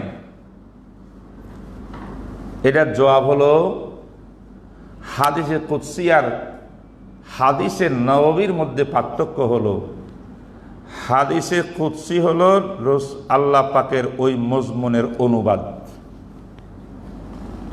ঠিক না বেটি? সেই কারণে বলতে হয় কাল আল্লাহু তাবারাকা ওয়া তাআলা। ডাইরেক্ট কথাটা যার ওহী যিনি নাজিল করেছেন সে আল্লাহর দিকে রসুল সম্বোধন করেন, বলেন না কালা রসুল্লাহ, না রসুল্লাহর কথা নাই। এটা যদি আল্লাহ পাকের দিকে সম্বোধন করা হয়, পুরা বিশ্ব জানলো এটা আল্লাহর কথা। কাল আল্লাহু তাআলা ইয়ারবিহি আন রাব্বিহি আযযা ওয়া জাল্লা, রসুল রাওয়ায়াত করতেছেন ওনার রব্বে আযযা ওয়া জাল্লার পক্ষ থেকে। দেখবা সমস্ত হাদিসে কুদসি প্রায় 200-এর উপরে দুনিয়াতে হাদিসে কুদসি আছে। প্রত্যেকটি হাদিসে কুদসির মধ্যে শুরু দিয়া দেখবা সম্বোধন করা হয়েছে আল্লাহর দিকে। বুঝেন নাই? মজমুন আল্লাহর দোনো জায়গাতে। যেই হাদিসের মধ্যে আল্লাহর পক্ষ থেকে মজমুন এবং বিষয়বস্তু নবীর ওয়ারেদ হয়েছে, এইটার স্পষ্ট ভাষা থাকবে, লেখা থাকবে কাল আল্লাহু আযযা ওয়া জাল বলিয়া, এটার নাম হাদিসে কুদসি। হাদিস কেন? ভাষা রসুলের। কুদসি কেন? মজমুন বিষয়বস্তুটা আল্লাহর পক্ষ থেকে এসেছে এবং আল্লাহর পক্ষ থেকে এই বিষয় আসার প্রমাণ বিদ্যমান আছে। কথা কয় না? এই জন্য এটার নাম কি? হাদিসে কুদসি। কুদ্দুস থেকে কুদসি। আর যেটা হাদিসে নববী, এখানেও মজমুন আল্লাহর পক্ষ থেকে আসছে, তাই নবী বলতেছেন, ভাষাটাও নবীজির। কিন্তু এই হাদিসে কোনো উল্লেখ নাই যে এইটা কি ওহী আসার পরে নবীজি বলছেন, নাকি আল্লাহ পাক নবীজিকে এখতিয়ার দিয়েছিলেন, নবীজি আল্লাহর প্রদত্ত এখতিয়ার তৌফিক অনুযায়ী তিনি বললেন। এটা পার্থক্য করার কোনো আলামত হাদিসের মধ্যে কি নাই। যেমন কালা রাসূলুল্লাহ সাল্লাল্লাহু আলাইহি ওয়াসাল্লাম ইন্নামাল আমালু বিন্নিয়াত, এই হাদিসের মধ্যে কোন জায়গায় কি এটা ব্যক্ত আছে যে নবীজি এই কথাটা ডাইরেক্ট আল্লাহ থেকে পাইছেন তারপরে বলছেন? কোন আলামত আছে নাকি? রসুল বলছেন, রসুল তো ইজতিহাদ করিয়ে বলতে পারেন, আল্লাহ তৌফিক অনুযায়ী আল্লাহ পাক এখতিয়ার দিয়েছেন, অপশন দিছেন, ওনার এখতিয়ারে দিছেন, সেই অনুপাতে রসুলের কথা এটা বলতে পারেন। আবার আল্লাহর পক্ষ থেকে আসার পরে বলতে পারেন। দোনো এহতেমাল এখানে আছে। কোনো একটা এহতেমাল এটা আল্লাহর পক্ষ থেকে এসেছে, এর কোনো প্রমাণ হাদিসের মধ্যে কোথাও পাওয়া যায় না। এটার নাম হাদিসে নববী। কথা বলে না? হাদিস কেন? রসুলের ভাষা। নববী কেন? হাদিসের মধ্যে হাদিসকে সম্বোধন করা হয়েছে নবীর দিকে, আল্লাহর দিকে নয়। কার দিকে? কালা রাসূলুল্লাহ সাল্লাল্লাহু আলাইহি ওয়াসাল্লাম ইন্নামাল আমালু বিন্নিয়াত, কালা রাসূলুল্লাহ সাল্লাল্লাহু আলাইহি ওয়াসাল্লাম কালিমাতানি হাবিবাতানি ইলার রহমান। এখানে আল্লাহর কোনো কথা নেই। তাহলে হাদিসে কুদসি আর হাদিসের নবীর ভিতরে পার্থক্য বুঝছো কিনা? উভয় জায়গাতে রিডিং বিষয়বস্তু আসছে কার পক্ষ থেকে? আল্লাহর পক্ষ থেকে। কিন্তু এক কিসিমের মধ্যে এইটা স্পষ্ট ব্যক্ত করা হয়েছে কাল আল্লাহু আজ্জা ওয়াজাল বলিয়া, আরেক প্রকারের ভিতরে কালা রাসূলুল্লাহ বলা হয়েছে, সেটা কাল আল্লাহু আজ্জা ওয়াজাল বলা হয়নি। পার্থক্য বুঝছো? এই যে নবীজির যত বাণী আছে, এই বাণীটা আগে রসুল আল্লাহর পক্ষ থেকে কি বিষয়বস্তু কলবে এলকা হয়েছিল, তারপরে বলেছেন, নাকি নবীর ইসলাম নিজে চিন্তা ভাবনা করে ইজতিহাদ করি একটা ঘোষণা দিছেন? এই দুইটার মধ্যে পার্থক্য বোঝার কোনো সুরত নাই। কেন? আল্লাহর দিকে মনসুব নেই যে। এটা তো ওহিয়ের তাওফিকও হইতে পারে, ওহিয়ের তাওকিফিও হইতে পারে, দোনোটার এহতেমাল আছে না নাই? যাই হোক, এহতেমাল সম্ভাবনা দুইটারে আছে, যেহেতু হাদিসের বাসার ভিতরে আল্লাহর দিকে এটার সম্বোধন নাই। কিন্তু যদি বাস্তবে আল্লাহর পক্ষ থেকে ওহি হাদিসে কুদসির মতো বিষয়বস্তুটা এলকা হইয়া থাকে, এরপরে নবীটা ব্যক্ত করিয়া থাকে, যদি যদি এমন হয়, সেই হাদিসকে হাদিসে তাওকিফি বলা হবে। কথা বুঝুনি? আমি তো বাহ্যিকভাবে জানি না, আলামত তো নাই, কিন্তু আল্লাহ জানেন, আমার নবীও জানেন। যদি আগে আসে, আল্লাহ বলেন আপনি এটা বলেন, সেটা উনি জবান দিয়া বলে, তার এটা হাদিসে তাওকিফি হবে। কি হবে? এতটুকু কথা বুঝার পরে এবার হাদিসে তাওফিকি বুঝেন। কয় নম্বর? ওহিয়ে তাওফিকি। এটা কোনটা? কোনটা এটা বলেন? যেটা আল্লাহর পথে কিছুই আসে নাই, নবী আলাইহিস সালামকে আল্লাহ পাক তৌফিক দিছেন, আপনি আপনার নবুয়তের আসনে বসিয়া আপনার পাক পবিত্র নিষ্পাপ কলব দিয়ে চিন্তা করে, দিমাগ দিয়ে চিন্তা করে আল্লাহ কোন পথে সন্তুষ্ট হবে এটা চিন্তা করিয়া আপনি সিদ্ধান্ত নেন। এই আল্লাহ এটা ছেড়ে দিয়েছেন। এটার নাম হইল ইজতিহাদে রসুল। রসুলের কিরে? ইজতিহাদ। এখন এইটার আবার তিনটা প্রকার আছে। কয়টা প্রকার? তৃতীয় প্রকারটা কয় প্রকার? প্রথম প্রকার হইল, ধরে নেন আমার নবীকে আল্লাহ ইখতিয়ার দিয়েছেন, নবীর ইসলাম চিন্তা ভাবনা করি, ইজতিহাদ গবেষণা করে যে সিদ্ধান্তটা দিল, সিদ্ধান্তটা আল্লাহর মনসা মর্জি মোতাবেক হয় নাই, একদম আল্লাহর মনসার খেলাফ। আল্লাহ যেটা চান তার উল্টাটা সিদ্ধান্ত নিছেন। কারণ মুস্তাহেদে ভুল করে কিনা? কালকে বলেছি মুস্তাহেদ ভুল করে, নবীজির মধ্যে থেকেও ভুল চুক হইতে পারে, কিন্তু উম্মতের মুস্তাহেদিন যারা আছে তাদের ভুল ভ্রান্তি যেগুলা ইজতিহাদের মধ্যে হয়, তারা ভুলের উপরে অটল থাকতে পারে, তাদের উপরে ওহী আসে না, তারা গায়েবও জানে না, সিদ্ধান্ত যা দিছে বাস্তবে ভুল, আল্লাহ এটা চাই নাই। তা আল্লাহ বলছেন এই মুস্তাহেদ যখন সিদ্ধান্ত দিছে, তোমরা এটাকে ফলো করিয়া আমল করলেও জান্নাত পাইবা, আমি তো আমার এই মুস্তাহেদকে একগুণ সওয়াব দিয়ে দিলাম। কিন্তু আমার নবীজির ক্ষেত্রে যদি ভুল ত্রুটি এরকম হইয়া যায়, আল্লাহর মনসার পরিপন্থী হয়ে যায় সম্পূর্ণভাবে, সেই ক্ষেত্রে কিন্তু আল্লাহ পাক অন্যান্য মুস্তাহেদের মতো এই ভুলের উপরে অটল রাখেন না। আল্লাহ পাক তখন নতুন ডাইরেক্ট ওহী নাজেল করিয়া নবীজি যে সিদ্ধান্ত নিয়েছেন, যদি সিদ্ধান্তটা আল্লাহর মনসা রেজামন্দির বিরুদ্ধে চলে যায়, আল্লাহ পাক এটা বের হওয়ার আগেই, ভিতরে থাকতেই আল্লাহ পাক ওহীর মাধ্যমে আমার নবীকে ইসলাহ করে দেন। এবার নবী যা বলবে সেটার ওহিয়ের তাওফিকি থাকবে না, এটা ওহিয়ের তাওকিফি হয়ে যাবে। তাওকিফি কাকে বলছিলাম? যে আল্লাহর পক্ষ থেকে ওহী আসবে, নবী বলবেন, তার নাম তাওকিফি কিনা? এই তাওফিকিটা ইস্তেহাদ করতে দিয়েছেন। ইস্তেহাদ করতে গিয়ে যদি হুজুরের ভুল হইয়া থাকে, আল্লাহর মর্জির পরিপূর্ণ পরিপন্থী হইয়া থাকে, আমার আল্লাহ মেহেরবানি করে আমার নবীর এই কথাটা দিলের মধ্যে জাগ্রত হয়েছে, মুখ দিয়ে আসবে, সিদ্ধান্ত দিবেন, উম্মতকে বলবেন, বলার আগেই ওহী নাজিল করিয়া এটাকে সংশোধন করে দেন, ইসলাহ করে দেন, যাতে নবীর জবান দিয়া কোনো আল্লাহর রেজামন্দের খেলাফ কোনো কথা বের না হয়। এই জন্য বিশ্বনবী মাসুম। কথা বলে না, কথা বলে না। যদি কেউ জিজ্ঞাসা করে, হুজুর এটার একটা মেসাল দেন, কিয়ামত পর্যন্ত কোনো আলেম মেসাল উদাহরণ দিতে পারবে না। কেন পারবে না?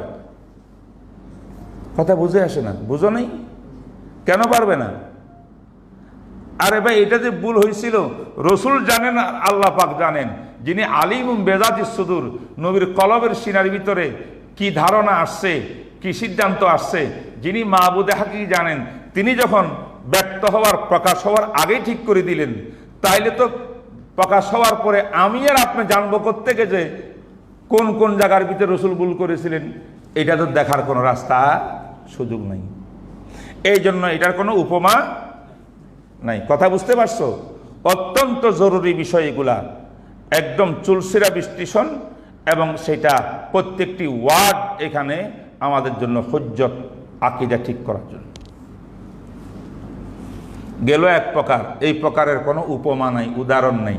এটা আশেকার মাসুক মিয়ানে শেকু মাসুক কেরমজিস কেরামন কাতেবির আহাম খবর নিস। নবীজির দিলের মধ্যে কখন কি সিদ্ধান্ত আসছিল, কোনটা কোনটা আল্লাহ পরিবর্তন ভিতরেই করে দিয়েছেন, ব্যক্ত হইতে যেন নাই, সেটা তো আমার আর আপনার জানার বিষয় না, সেটা ওনারা জানেন। এই এক প্রকার গেল। আরেক প্রকার আছে, নবীজি ইজতিহাদ করার জন্য আল্লাহ ইখতিয়ার দিয়া দিছেন, ইজতিহাদ করে যে সিদ্ধান্ত নিয়েছে, এই সিদ্ধান্তটা আমার আল্লাহর মর্জি মনসার 100% মুআফিক। আল্লাহ যেটা চাইছেন সেটাই নবীজি সিদ্ধান্ত দিয়েছেন। সুবহানাল্লাহ। যখন যেটা চাইছেন এইটাই যখন নবীর ইজতিহাদ অনুযায়ী ব্যক্ত হইছে, তাহলে আল্লাহ পাক কি কোনো নতুন ওহী নাযিল করিয়া কিছু ইসলাহ করতে হবে? কথা কয় না, তোমরা বুঝো না, কিছু সংশোধন করতে হবে? সংশোধন কিছু আছে?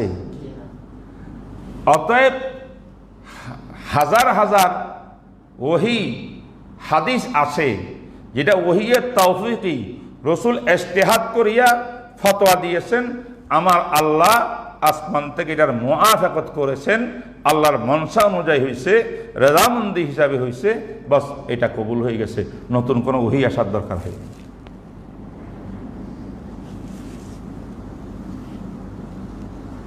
মদিনা শরীফ যাওয়ার পরে রসুল দেখলেন বাইয়ে মাদুম হচ্ছে। কি হচ্ছে? বাইয়ে মাদুম মানে কি? পণ্য নাই, বেচা বিক্রি হয়ে যেতেছে। খেজুর বাগানে গাছ দাঁড়ায় রয়েছে, একটা খেজুরও আসে নাই, বাগানওয়ালারা খেজুর বিক্রি করতেছে, এত টন তত টন অগ্রিম, মৌসুমে ফল আসলে তখন দিয়ে দিবে, টাকা এখন নিয়ে যাচ্ছে। নবী আলাইহিস সালাম দেখছেন এটা, দেখিয়া নবীজি বললেন, আচ্ছা আমি সমর্থন করলাম, বাইয়ে মাদুম, পণ্য না থাকলে বেচা কিনা জায়েজ নাই, এটা যদিও নাকি সব ক্ষেত্রে প্রযোজ্য, বাকি এই ক্ষেত্রে তোমাদের জন্য এটার রুখসত আমি দিয়া দিলাম, এটার নাম বাইয়ে সালাম রাখলাম। তবে এর মাধ্যমে যেন ঝগড়া বিবাদ না হয়, যখন ফল আসবে যার থেকে টাকা নিয়েছে সে বলতে আমি তো এরকম ফল চাই না, আমি আরও ফার্স্ট ক্লাস 1 নম্বর উন্নত মানের ফল চাইছিলাম, এটা আমি নেব না, অনেক ঝগড়া বিবাদ হইতে পারে। তাই ওয়াসফিন মালুমিন, খাইরিন মালুমিন, ওয়াজনিন মালুমিন, আজালিন মালুমিন, এবং এই খেজুর কোন তারিখে কত মাস পরে তুমি টাকাওয়ালাকে, ক্রেতাকে কি করবা, আদায় করবা, সে ডেট তারিখ ঠিক করতে হবে। আমার নবীজি কয়েকটা শর্ত লাগাই দিয়া ওই মদিনা শরীফে যে কাজ করতো এটাকে কি অনুমতি দিয়ে দিলেন। আমার আল্লাহ এর বিরুদ্ধে কোনো ফতোয়া ওহী নাযিল করছে? কথা কয় না? নাজিল করছে ওলামায়ে কেরাম বলেন এটা নবীজির ইজতিহাদ হয়েছে। এই ইজতিহাদটা আল্লাহ পাক রব্বুল আলামিনের পুরাপুরি মর্জি মোতাবেক হয়েছে, তাই কোনো আর কথা আসে নাই। নবী যা বলছেন ইজতিহাদ করিয়া এইটাই ঠিক। এটা হলো ওহীয়ে তাওফীকের 2 নম্বর সূরত, যেই সূরতের মধ্যে নবীজির ইজতিহাদ আল্লাহর মনসার 100% মোতাবেক মুওয়াফেক হয়ে যায়। গেলনি দুইটা। প্রথমটা হইল একবার আল্লাহর মনসার খেলা হইলে কি হয়, দ্বিতীয়টা হইল পুরাপুরি মুওয়াফেক, তৃতীয়টা হইল মিন ওয়াজিন মুওয়াফেক মিন ওয়াজিন মুখালিফ। এই ভালো করে বুঝো তালাবালা, আংশিক আল্লাহর মর্জি অনুযায়ী হয়েছে, আরেক অংশে আল্লাহর মর্জি মোতাবেক হয়নি। এইটা ভালো করে তোমাদের বুঝতে হবে ইসমতে আম্বিয়া বোঝার জন্য। এই আংশিক যে বললাম মিনওয়াজিন, এই তালাবারা, এইটার আবার 2টা সূরত। সূরত কয়টা? সূরত কয়টা? 2টা। আংশিক মানে এক সূরত হইল সাময়িক কিছুক্ষণের জন্য এই আমলটা, কাজটা, কথাটা আল্লাহ গ্রহণ করতেছেন, কিন্তু এটা চিরস্থায়ী হবে না। এই মেয়াদটা চলে গেলেই এটার উপরে নিষেধাজ্ঞা জারি হবে। তাহলে রসুল যে সিদ্ধান্তটা নিলেন, সিদ্ধান্তটা আবাদুল আবাদ, চিরস্থায়ী না, ক্ষণস্থায়ী, কিছু সময়ের জন্য। তো যতটুকু সময়ের জন্য আল্লাহ পাক চাইছেন অতটুকু সময় পর্যন্ত রসুল করছেন, আর যখন থেকে নিষেধাজ্ঞা আসছে আর করা যাবে না, এটা সাময়িক একটা বিষয়, এটা চিরস্থায়ী কোনো বিধান নয়, তখন থেকে রসুলও জীবনে করেন নাই। তাহলে গুনাহ আছে, কথা বলা গুনাহ আছে। উবাই ইবনে সালুলের জানাজার নামাজ, এটা এই সূরতে দাখিল। কিভাবে? ইবনে সালুলের জানাজা শেষ হওয়ার পরে আরো কিছুক্ষণ টাইম যাওয়ার পরে নবীজি ফিরত আসার পর আয়াত নাজিল হয়। তাইলে আয়াতটা নাজিল হওয়ার আগ পর্যন্ত এই আমলটা আল্লাহ পাকের মর্জির মুআফেক, আল্লাহ পাকের মনসার মোতাবেক বলতে হবে। যদি আল্লাহর মনসার মুখালেফ হইতো, সঙ্গে সঙ্গে যে আল্লাহ কিছুক্ষণ পরে আয়াতটা নাজিল করতে পারে, সে আল্লাহ পাক তৎক্ষণিক নবীকে আয়াত নাজিল করিয়া নবীজিকে যাইতেই দিতেন না। বোঝা গেল এটা ওই সময় পর্যন্ত জায়েজ, বৈধ, তাই নবীজি করছেন। তাই নবীজি জায়েজ কাজ করছেন, বৈধ কাজ করছেন, এমন ইহতিয়াত করে জানাজা পড়াইছেন যে নামাজ জানাটা পড়া পর্যন্ত আমার আল্লাহর নিষেধাজ্ঞা আসে নাই, আল্লাহ পাকও এটার উপরে রাজি আছে। বাকি এটা স্থায়ী কোনো বিধান নয়, ক্ষণস্থায়ী বিধান, একটা মেয়াদ আছে, মেয়াদের পরে এটা আর থাকবে না। তাই আয়াত নাজিল হইল, যেটা হয়ে গেছে, এটা জায়েজ, বৈধ।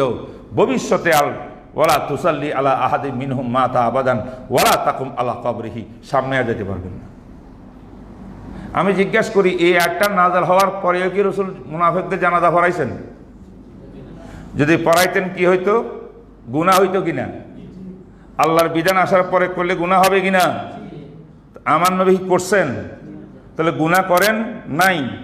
আর উবাই ইবনে সালুলের জানাজা শেষ হওয়া পর্যন্ত রাসূল যে জানাজা পরিচালনা করলেন, নামাজ পড়াইলেন, তখন কি এই টাইমে এই জানাজাটা করার ক্ষেত্রে আল্লাহর কোনো নিষেধাজ্ঞা আসছিল?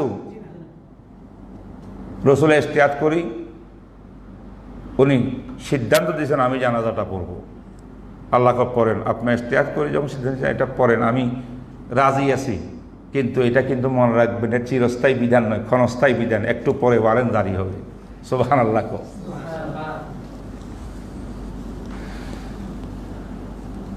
তাহলে উবাই ইবনে সালুলের জানাজার নামাজের মাসলাটা ঠিক মতো হইল কিনা? কোনো গুনাহ হয়েছে? আল্লাহর কোনো বিধান লঙ্ঘন হয়েছে নাকি এটা বৈধ ছিল?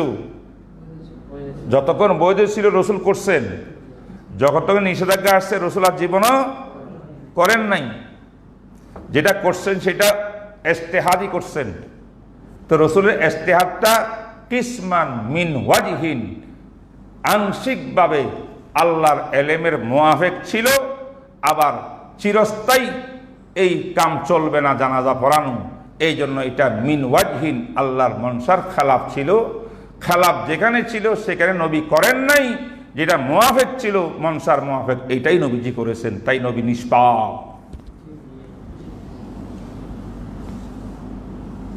বুঝে নাই। এবার আসেন আরেক সূরত আছে, আরেকটা সূরত কি, সেটা হলো আমার নবীকে আল্লাহ পাক বলছেন আপনি একটা ইজতিহাদ করে সিদ্ধান্ত নেন। আল্লাহর মর্জি, আল্লাহর রেজামন্দি হইল। এখানে 2/3টা সূরত আছে, প্রত্যেকটি সূরত আল্লাহ পাক বৈধতা দিছেন। এটা করলো জায়েজ, আল্লাহ রাজি, এটা করলো আল্লাহ রাজি, এটা করলো আল্লাহ রাজি। এর মধ্যে কোনটা করবেন ইজতিহাদ করেন। কি কোনটা করবেন? ইজতিহাদ করেন।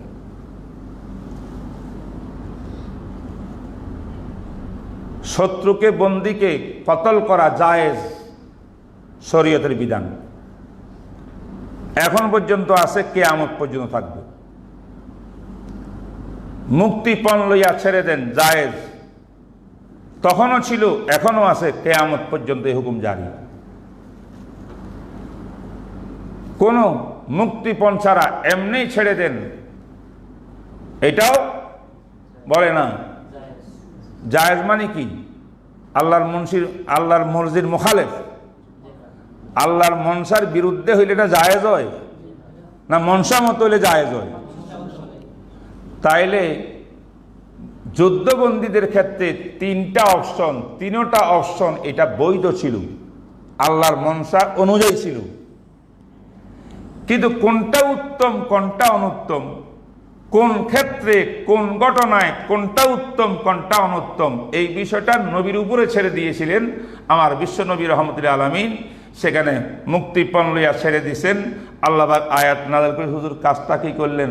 আমি তো মনে করছিলাম আপনাদেরকে হত্যা করবেন, হত্যা করাটা উত্তম ছিল, উত্তমটা বাদ দিয়া নন উত্তমটা নিছেন কেন? এই জন্য মধুসূরে বন্ধুকে কি করতেছে? দমক দিতেছে। মা কানা লিন-নবী আন ইয়াকুনা লাহু আসরা হাত্তা ইউসকিনা ফিল আরদ তুরিদুনাল হায়াতাদ দুনিয়া ওয়াল্লাহু ইউরিদুল আখিরাহ। কথা বলে না? যদি এমনটি হইতো রসুল মুক্তিপণ নিয়ে ছেড়ে দিছেন ফিদিয়া নিয়া, এটা শরীয়তে হারাম, এমন যদি কোনো বিধান তোমরা কিতাবে পাইতা, তখন প্রশ্ন করতে পারতা যে নবী ইসলাম এমন একটা ইজতিহাদ করে সিদ্ধান্ত নিয়েছেন যেটা হারাম, তোদের রসুল তো গুনাহ করছেন, বলা যাইতো কিনা? কথা বলো না, যাইতো কিনা? কিন্তু কিয়ামত পর্যন্ত কিতাবে এই বিধান আছে না নাই? কথা কয় না। কোন বিধান? ফিদিয়া নিয়া ছেড়ে দাও, এটারও এখতিয়ার আছে গভর্নরের, সরকারের। হত্যা করো, এখতিয়ার আছে সরকারের, অথবা বিনা পণে ছেড়ে দাও, এমনি ছেড়ে দাও, এটারও এখতিয়ার আছে। শরীয়তের 3টা অপশন তখনও ছিল, এখনো আছে। বুঝো? ইজতিহাদ করতে গিয়ে নবীজি যে ভুলটা করছেন, ভুলটা হয়েছে, সেই ভুলটা কি? উত্তম আর অনুত্তমের ক্ষেত্রে। কও, উত্তম আর অনুত্তমের ক্ষেত্রে, বৈধ আর অবৈধের ক্ষেত্রে নয়, সব বৈধ। সব বৈধ মানে আল্লাহর মর্জি অনুযায়ী। কিন্তু মর্জির মধ্যে, সন্তুষ্টির মধ্যে ব্যবধান আছে। কোথাও কোনো একটা অপশন বেশি সন্তুষ্ট আল্লাহ পাক, আর একটা শুধু সন্তুষ্ট। কথা বুঝে না? তাহলে আমার নবী যে ফিদিয়া দিয়া ছেড়ে দিলেন, গুনাহ হয়েছে তো? গুনাহ হয়েছে না? কেন? এটা বৈধ কাজ করছেন না অবৈধটা করছেন? তো বৈধ কাজ, জায়েজ কাজ করলে গুনাহ হয়, কিন্তু দমক আসলো কেন তাইলে? আয়াত নাযিল হলো কেন? আল্লাহ চাইছিলেন আরেকটা সূরতকে প্রাধান্যতা দেওয়ার জন্য। ওটা উত্তম ছিল, আমার নবীর ইজতিহাদে উত্তম সূরতের মধ্যে যাইতে পারে নাই, বৈধ সূরতে গিয়েছে।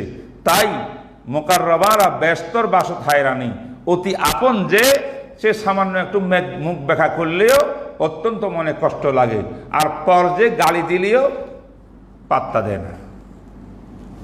এটারা আমাদের বুজুর্গরা কি বলছেন? মুকাররবারা বলো না, ব্যস্তর বাসত হায়রানি। ফার্সিতে উঠে গেছে, ফার্সির দুশ্মন তোমরা সবাই। ফার্সি নাকি এই দেশের আলেম সমাজকে ডুবাই দিছে। আরে ডুবাই নাই, তুমি ডুবছো। ফার্সিও আমাদের আকাবরের ভাষা, উর্দুও আকাবরের ভাষা, আরবিও আকারের ভাষা। আমার মাদরি ভাষা বাংলা, এটারও আমার দেশের ভাষা, আমার মায়ের ভাষা। সব ভাষায় সৃষ্টি করছেন আল্লাহ। ভাষা শিখতে কোনো দোষ নাই, ইংলিশ শিখো, এখানে তোমার দোষ নাই। আর ফার্সি যে আমাদের বুজুর্গরা বলছেন, এখানে দোষ কে হইতো? তাহলে মসনবী শরীফ কেমনে পড়বা, কেমনে বুঝবা? মুসলিমদের রুমি কেমন ছিল, মাওলানা রুমের এই বাণীগুলা কোত্থেকে শিখবা? এই জন্য টুকটাক অল্প সময়ের ভিতরে এই ল্যাঙ্গুয়েজটা, ভাষাটা যাতে একটু সম্পর্ক স্থাপন করা, 1 বছর পড়িয়া, এটাও কিন্তু আমাদের তালেবের জন্য জরুরি। নাহলে তো এই কথাগুলো মজাই পাবে না। আমাদের বুজুর্গরা তো ফার্সি দিয়ে এক শব্দ বলেছে, মুকাররবারা ব্যস্তর বাসদ হায়রানি। সে উচ্চারণ কর।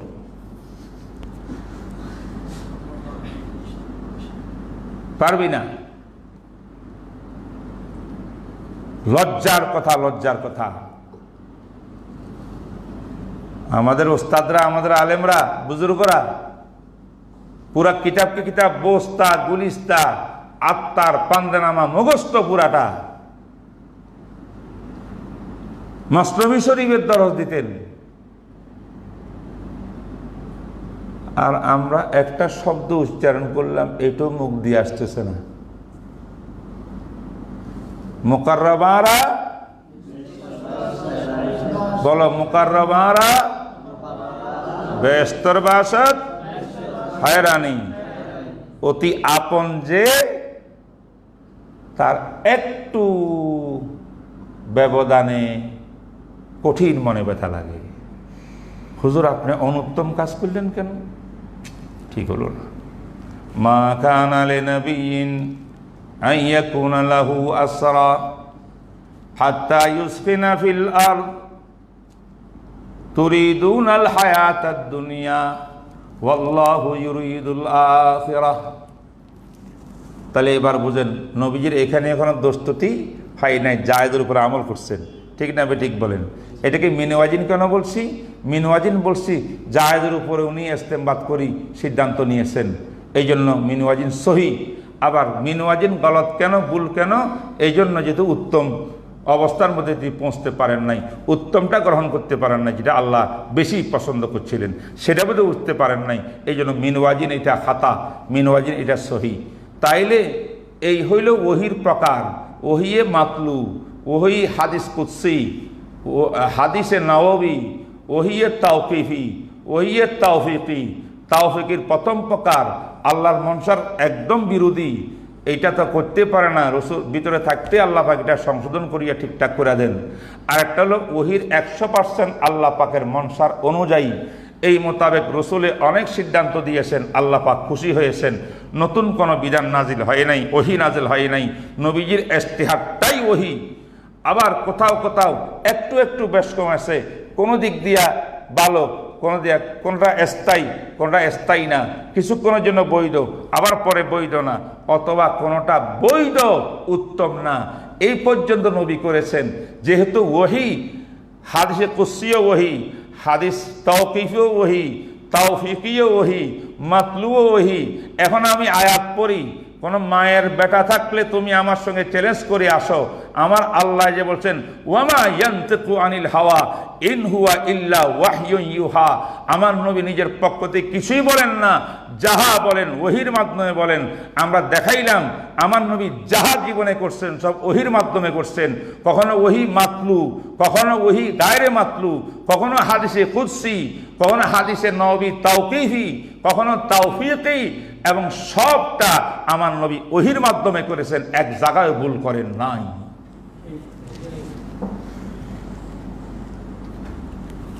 তো নবীজি পাপ করেন, মওদুদী সাহেব ইসমতের পর্দাটা কোনখান দিয়ে আল্লাহ পাক উঠাই দিয়া গুনাহ করাইলো, একটু জবাব চাই।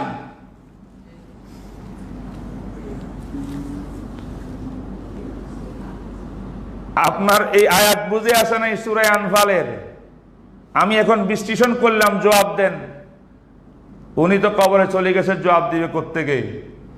মওদুদীকে পছন্দ করে যারা মৌলভী সাহেব আছে তাদেরকে বলতেছে আমার জবাব দাও।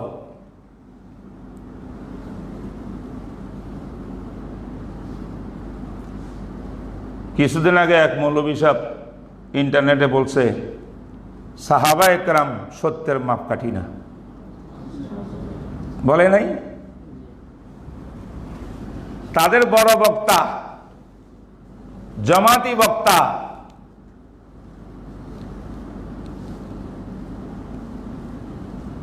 লজ্জা শরম নাই।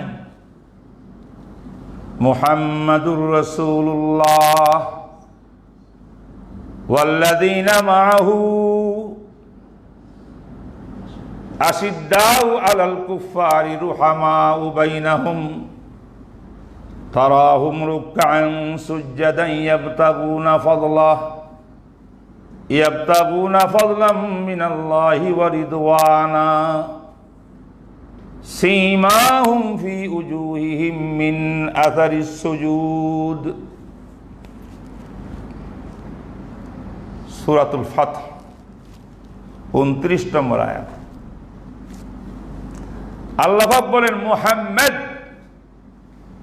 রাসূলুল্লাহ, মুহাম্মদ মুবতাদা, আমি এক তাফসীর করতেছি, অনেক তাফসীর আছে। রাসূলুল্লাহ খবর, অর্থ কি রে? মুহাম্মদ যিনি, ইনিকে আল্লাহ রসুল। তাহলে মুহাম্মদ রাসূলুল্লাহ জুমলা কমপ্লিট, কমপ্লিট না? অর্থ কি? মুহাম্মদ আল্লাহ রসুল। কেউ জিজ্ঞাসা করতে পারে আল্লাহ আপনাকে তো জিজ্ঞাসা করার কেউ নাই, আপনি তো হাকামুল হাকিমিন। দুনিয়ার মধ্যে যদি কেউ এরকম দাবি করত, এটা আমার কিতাব, তুমি যখন আমার সামনে আসি আমার সামনে কিতাব হুজুর এটা আমার কিতাব, মুহাম্মদুর রাসূলুল্লাহ, মুহাম্মদ আল্লাহ রসুল দাবি, কিতাব এটা আমার, এটা দাবি, দাবি কিনা? দাবি করলে কি মানুষ মালিক হইয়া যায়? দাবি সত্য হইয়া যায়? কথা কয় না, নাকি দলিল লাগে? লাগবে নি দলিল? আল্লাহ তো আল্লাহ, আল্লাহকে কে জিজ্ঞাসা করবো? কেউ নাই জিজ্ঞাসা করার। বান্দা হইলে হয়তো জিজ্ঞাসা করতে আরেক বান্দা। আল্লাহকে আমাকে তোরা কেউ জিজ্ঞাসা করতে হবে না, আমি নিজে বুঝি। আমি দাবি করেছি মুহাম্মদ রাসূলুল্লাহ, মুহাম্মদ আল্লাহ রসুল।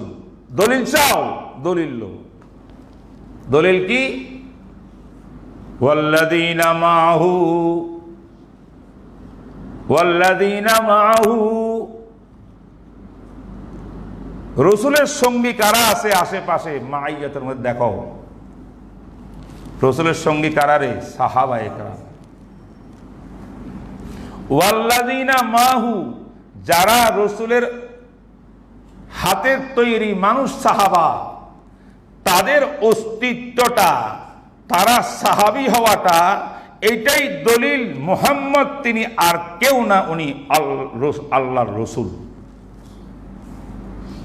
যেই সাহাবায়ে কেরামকে আল্লাহ পাক দলিল সাব্যস্ত করেছেন মুহাম্মদুর রসুলের জন্য, সেই সাহাবারা নাকি দোষটুতে হয়, তাদের কথা গ্রাহ্য করা না হয়, তারাকে সত্যের মাপকাঠি না হয়, তাহলে তো আমার নবীর নবুয়ত সন্দেহজনক হয়ে যাব। নাউজুবিল্লাহ। আজকে আর বললাম না, এটা কোনো বিষয়বস্তু না, আমি সামান্য তোমাকে টাচ দিলাম। আমার প্রত্যেকটা বিষয়ের উপরে লম্বা চূড়া কথাবার্তা আছে। বাকি যেহেতু এইগুলো আমাদের একটা বিষয় আমরা চলতেছি, তাই ওইদিকে আর গেলাম না। আমাদম বর্ষের মতলব বুঝে নেই। এবার কি বলছি? আসল কথায় আসি। কিসে আসি? ফার্সিতে কি বলে? আমাদম বর্ষের মতো। নবী আলাইহিস সালাম ইজতিহাদ করেছেন কিনা জবাব দাও। নবীজির ইজতিহাদটা ওহী কিনা? কথা কয় না, কথা কয় না। নবীজির ওহী দুই প্রকার, একটা সরি ওহী আর একটা খফি ওহী, একটা প্রকাশ্য ওহী আর একটা গোপন ওহী। রসুল যত ইজতিহাদ করিয়া সিদ্ধান্ত দিয়েছেন, রসুলুল্লাহ সাল্লামের সমস্ত ইজতিহাদগুলো ওহীয়ে খফি। রসুল যত স্বপ্ন আকারে দেখেছেন, রুয়াল আম্বিয়ায়ে ওয়াহিয়ুন, আম্বিয়া কেরামের স্বপ্ন, এটা ওহী, শরীয়তের দলিল, এটাও কিন্তু ওহীয়ে খফি। কথা কয় না। উম্মতের ইজমা, সাহাবার ইজমা, সাহাবায়ে কেরাম যদি কোনো মাসলার ভিতরে ঐক্যবদ্ধ সিদ্ধান্ত নেন, ইজমা, কেউ ইখতিলাফ করলো না, অথবা সাহাবার পরে কোন যুগে নবীর উম্মতরা যদি নাকি সব ঐক্যবদ্ধ হয়ে যায়, ইজমা হয়ে যায় কোন বিষয়ের উপরে, তখন ইজমা যেই মাসটাকে মুনআকিদ হয় সেইটাও হুকমান ওহী, এটা ওহীয়ে খফি। কোরআনে আছে না, ওয়ামান ইউশাকিকিল্লাহ ওয়া রাসূলাহু, ওয়ামান ইউশাকিকিল্লাহ ওয়া রাসূলাহু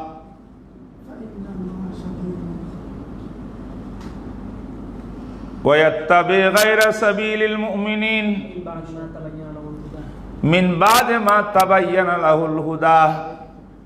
সুবহানাল্লাহ। কি বলে? ওয়ামান ইউশাকিকিল্লাহ ওয়া রাসূলাহু মিন বাদি মা তাবায়্যানা লাহুল হুদা ওয়া ইয়াত্তাবি গায়রা সাবিলিল মুমিনিন।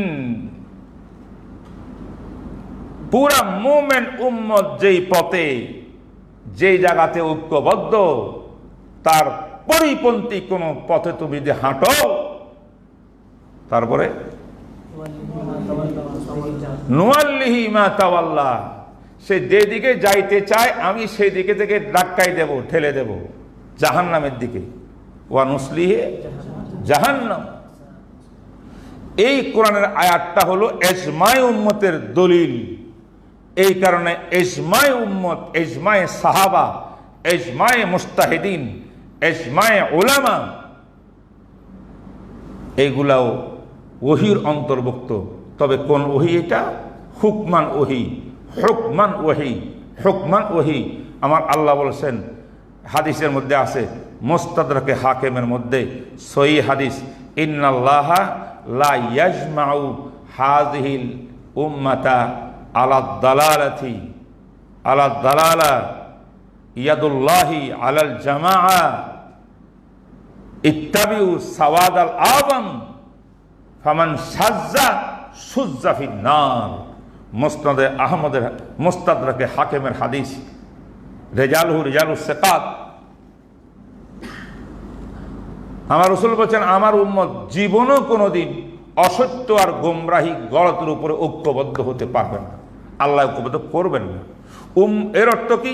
উম্মত যদি ঐক্যবদ্ধ হয় তাহলে এটা দালাল না, এটা হেদায়াত, এটা হেদায়েত, এটা দ্বীন, এটা শরীয়ত। সুতরাং নস, কোরআনের নস, হাদিসের নস, অনেক নসুস আরো আছে, এইগুলা সব ইজমা, কোরআন সুন্নাহর আলোকে শরীয়তের দলিল, এটার উপরে দলিল। এটা কি? ওহীয়ে খফি। আরেকটা আছে কিয়াস। কিয়াসটাও এক প্রকার ওহীয়ে খফি। এই কথাটা বলিয়ে আজকে কথা শেষ করবো, একটু বুঝালো ভাই। নুরুল আনোয়ার সহ বিভিন্ন উসুলি কিতাবে পড়ছো। উসুলুস শরিয়াতে সালাসাতুন, শরীয়ত আর ইসলামের উসুল কয়টা? তিনটা। কিতাবুল্লাহ ওয়া সুন্নাতু রাসূলিল্লাহ ওয়াল ইজমা ওয়ার রাবিউ আল কিয়াস আল মুস্তামবাতু মিন হাদিহিল উসুলি সালাসা। এই জরুরি কথা শুনে নাও, আহলে হক, আহলুস সুন্নাত ওয়াল জামাত প্রকৃত, এদের জন্য শরীয়তের দলিল হইল চারটা। তিনটা আসল, একটা হলো এই তিনটার খাদেম ফরা। এই জন্য মুসান্নেফে উসুলুস শরিয়তে সালাসাতুন, তিনটা: কিতাবুল্লাহ, হাদিস, এজমা। কিতাবুল্লাহ, সুন্নাহ, এজমা। হাদিস না, সুন্নাহ।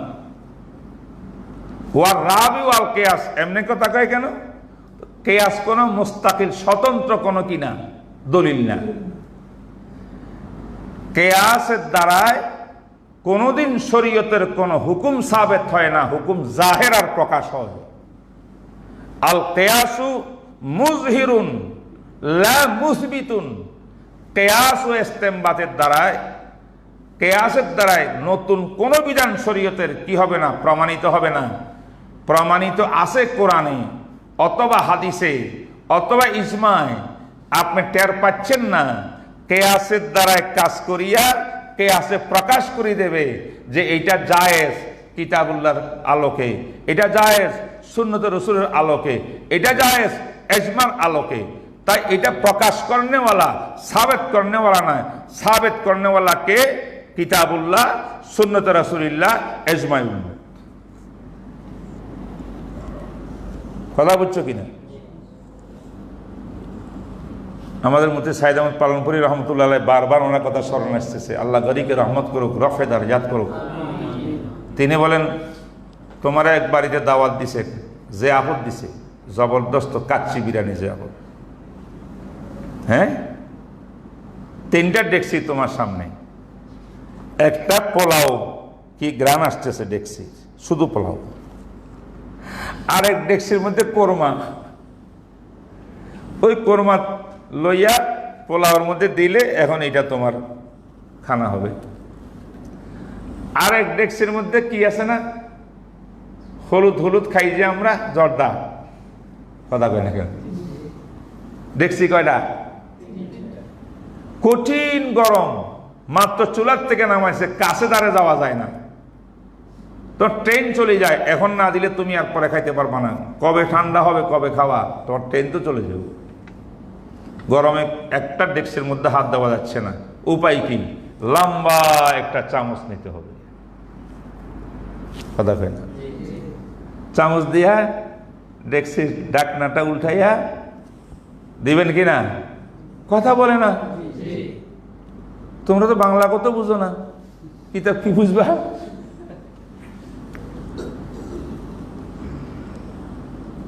তাহলে খাবার ব্যবস্থা হয়ে গেল কিনা?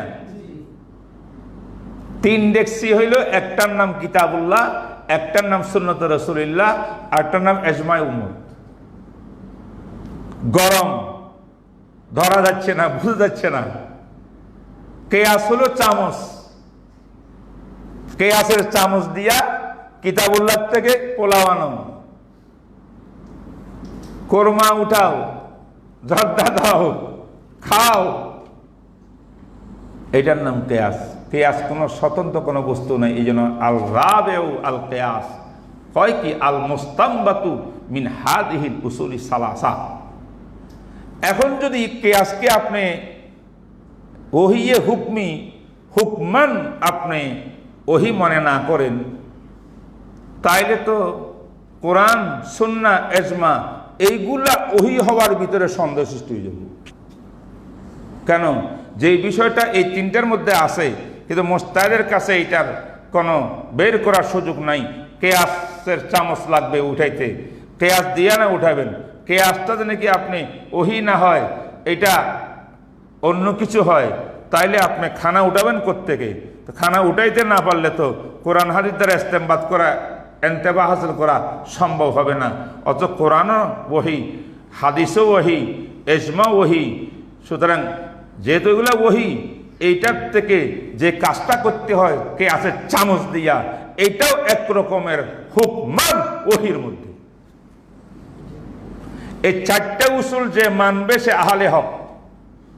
কিতাবুল্লাহকে হুজ্জত মানবে, সুন্নত রাসূলকে হুজ্জত মানবে, এজমাকে হুজ্জত মানবে, কিয়াসকে হুজ্জত মানবে। যেমন তেমন কিয়াস নয়, অভিজ্ঞ মুস্তাহেদ কোরআন সুন্নাহর মাহের কোরআন সুন্নাহর আলোকে ইজতিহাদ ও কিয়াস করিয়া যে বের করেছেন, যে কোনো ব্যক্তির এখানে হাত দেওয়ার ক্ষমতা নাই। হাত দিতে হলে অভিজ্ঞ মাহের ব্যক্তি লাগবে, মুস্তাহেদ লাগবে, বিশাল বড় কোরআন সুন্নাহর আলেম লাগবে। উনি যদি নাকি কিয়াস দিয়ে এটা বের করেন তাহলে এটাও আপনার জন্য দলিল হবে। কিন্তু মনে রাখতে হবে এটা মুজহের প্রকাশ করতেছে, কে আছে কিছু বানায় না, আগের থেকে আছে সেটা প্রকাশ করে। এই চারটা জিনিস যে মানে তার নাম কি? আহলে সুন্নাত ওয়াল জামাত। আমাদের এই দেশের ভিতরে একটা দল সৃষ্টি হয়েছিল মুনকিরিনে হাদিস। তারা বলতো ইয়াকফিনা কিতাবুল্লাহ, আমরা কিতাবুল্লাহ কোরআন মানি, আর কিছু আমাদের দরকার নেই। তাহলে মুনকিরিনে হাদিস গোমরাহ হয়েছে কয় কারণে? 3 কারণে। মুনকিরিনে হাদিস কিতাবুল্লাহকে মানার দাবি করছে, সুন্নাহও মানে না, ইজমাও মানে না, কিয়াসও মানে না। তাহলে তিরাবল গোমরাহ এরা। আর এই 3টা না মানলে কিন্তু কোরআন মানার দাবি মিথ্যা। কোরআন তো মানতেই পারবে না হাদিস আর সুন্নাহ ছাড়া, এটাই আলোচনা করছি আমরা। এরপরে আরেক দল আসছে আমাদের বর্তমান যুগে, তারা মুনকিরিনে হাদিস নয়, তারা আহলে হাদিস। কি তারা বলে আমরা সুন্নাহ মানি না, হাদিস মানি। এই যে তাদের নাম দিছে আলুল হাদিস। স্মরণ রাখতে হবে, নবীজির সমস্ত হাদিস কিন্তু উম্মতের জন্য কাবেলে আমল নয়, আমলের জন্য হুজ্জত নয়। এমন এমন হাদিস আছে যেগুলা উম্মতে আমল করতে পারবে না, আমল করলে বেঈমান হয়ে যাবে। এটা নবীর জন্য খাস, অথবা এটা রহিত হইয়া গেছে, অথবা এটার অন্য কোনো ব্যাখ্যা আছে, ইত্যাদি ইত্যাদি। এই জন্য হাদিস হুজ্জত, এখানে উসুলের ভিতরে হাদিসকে হুজ্জত বলা হয় নাই, শরীয়তের হুজ্জত বলা হয়েছে কিতাবুল্লাহ ওয়া সুন্নাতু রাসূলিল্লাহ। সুন্নত কাকে বলে? নবীজির যে হাদিস সাহাবায়ে কেরাম আমল করেছেন সেটার নাম সুন্নত। সেটার নাম সাহাবারা উম্মত কিনা? তো নবীজি দুনিয়া চলে গেছে, ওহী বন্ধ হয়ে গেছে, সাহাবারা নাকি এই হাদিসটা মানলো, তার অর্থ হলো কিয়ামত পর্যন্ত নবীর উম্মতের জন্য এই আমলটা ডকুমেন্ট, হুজ্জত। নবীজির জীবদ্দশায়ও নবীজি কাজটা করেছেন, জীবনে কোনো সাহাবা এটা করেন না, এটা ফলো করেন নাই। বুঝতে হবে এইটা মনে হয় উম্মতের জন্য আসে না, এটা নবীর জন্য খাস। যদি নবীর জন্য খাস না হইতো সাহাবারা বসে থাকবেন নাকি? তারা আমল করবেন না এটার উপর।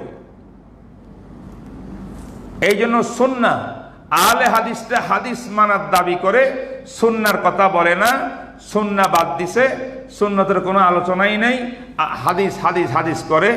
কারণ যেহেতু হাদিস শরীয়তের হুজ্জত নয়, শরীয়তের হুজ্জত হলো সুন্নাহ। কেন হাদিস শরীয়তের হুজ্জত নয় এই কথাটা ভালো করে বুঝিল। হুজ্জত মানে আমি কোন নবীজির কোন হাদিসকে আমি ছোট করে দেখতেছি না।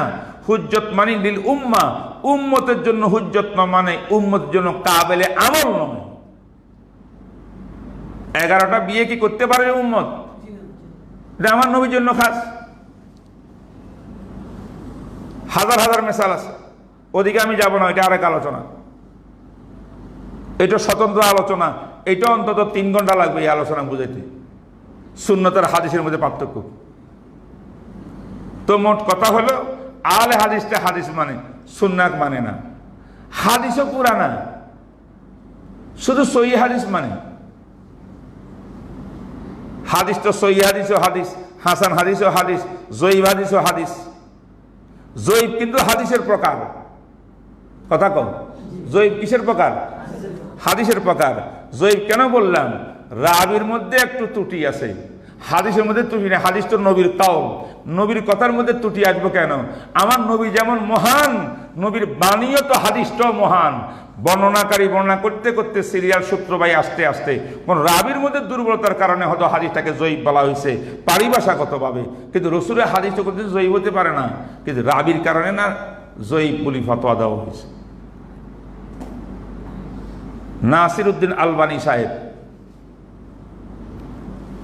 আহলে হাদিসের বড় নেতা, গুরু। তার বই পড়লে দেখবেন সমস্ত জয়ীব হাদিসকে তিনি মওযু বানায় রেখেছে, জাল হাদিস। অথচ জয়ীফ হাদিস সবগুলো কোনো পরিত্যক্ত না। জয়ীফ হাদিস তো ফজাইলের ক্ষেত্রে মাকবুল, এবং একাধিক হাদিস থাকলে এটা হাসান হইয়া অনেক হুকুমের ক্ষেত্রে সহায়ক। জয়ীফ হাদিসকে যে নাকি অন্যান্য সহিহ হাদিসের তাইদ মিলে, কোরআনের আয়াতের মজমুনের তাইদ মিলে, সেটা কাবিলে কবুল। লম্বা চূড়া বহস এটা জয়ীফ হাদিস কখন কখন উম্মতের জন্য কাবিলে কবুল। এই হাদিসগুলোকে তারা হাদিস নয় জাল হাদিস বানাই দিছে, মৌজু। হাসান টাসান বুঝে না তারা, সহি হইলে একটু মানে। তাইলে 3 অধ্যায়, সহির অধ্যায়, হাসানের অধ্যায়, জয়ীফ অধ্যায়, 3টা হাদিসের জগৎ। First class, second class, third class, সাধারণ লোক থেকে বোঝানোর জন্য। এর মধ্যে ফার্স্ট ক্লাস হাদিসটা মানার দাবি করে, আর সেকেন্ড ক্লাসও বাদ, থার্ড ক্লাসও বাদ। তাহলে নবীজির হাদিস আর আছে কয়টা? এজমা মানে না, গেছে গা। কে আজ তো মানেই না, এরা কি আলে হক হবে? আলে হক হইতে হইলে কটা জিনিস মানতে হবে? কথা বলো, কয়টা? এরা 1.5টা মানছে। কোরআন মানে বলি, ঠিক আছে, হাদিসের মধ্যে 1/3 মানে। তাহলে একটা পুরা কোরআন, আর এখানে আসি কি 3 ভাগের 1 ভাগ। এতটুকু তারা আহলে হক, বাকিটা বাতিল। কেন বাতিল? হাসান হাদিস মানে না, জয়ীফ হাদিস নবীর মানে না, কোন ক্ষেত্রে মানে না। অন্যদিকে এজমা মানে না, এজমার পক্ষে কোরআন, এজমার পক্ষে রাসূলের হাদিস। কিয়াস তো মানেই না, লাআল্লাকুম ইয়াতাফাক্কারুন। কিয়াসের ব্যাপারে নস আছে। তাইলে এতগুলো অমান্য করিয়া তারা নিজকে আহলে হক দাবি করা কঠিন কঠিন কঠিন।